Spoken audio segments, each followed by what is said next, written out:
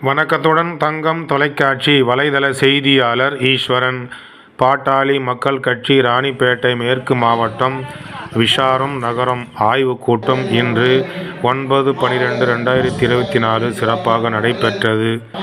தலைமை வி. ஹரிஹரன், விஷாரம் நகர செயலாளர் அவர்கள்.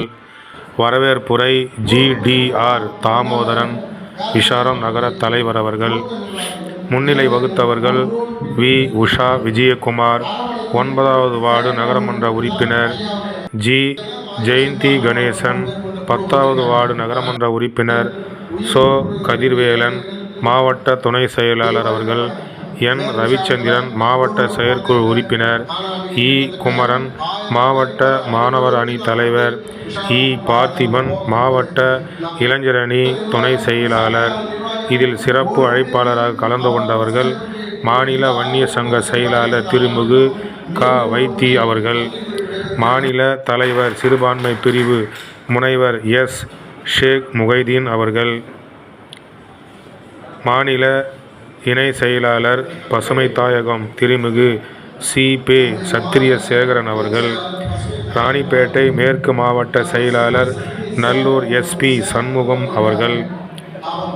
மாவட்ட தலைவர் என். சுப்பிரமணியம் அவர்கள் மற்றும் நகர முன்னாள் இந்நாள் பொறுப்பாளர்கள் அனைவரும் கலந்து கொண்டனர். இறுதியாக நன்றி உரை வழங்கியவர் டி.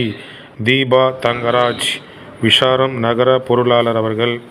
இந்த சிறப்பு வாய்ந்த நிகழ்ச்சியை விஷாரம் நகர பாட்டாளி மக்கள் கட்சி சார்பாக இந்த கலந்தாய்வு கூட்டத்தை ஏற்பாடு செய்திருந்தார்கள்.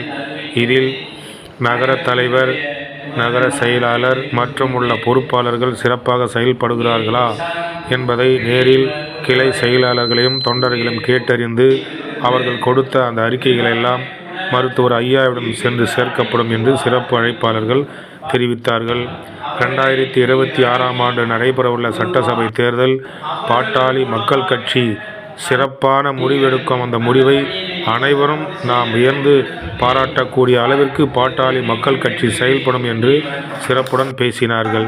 செய்திக்காக விஷாரம் நகரத்தில் நடைபெற்ற கலந்தாய்வு கூட்டத்திலிருந்து செய்தியாளர் ஈஸ்வரன்.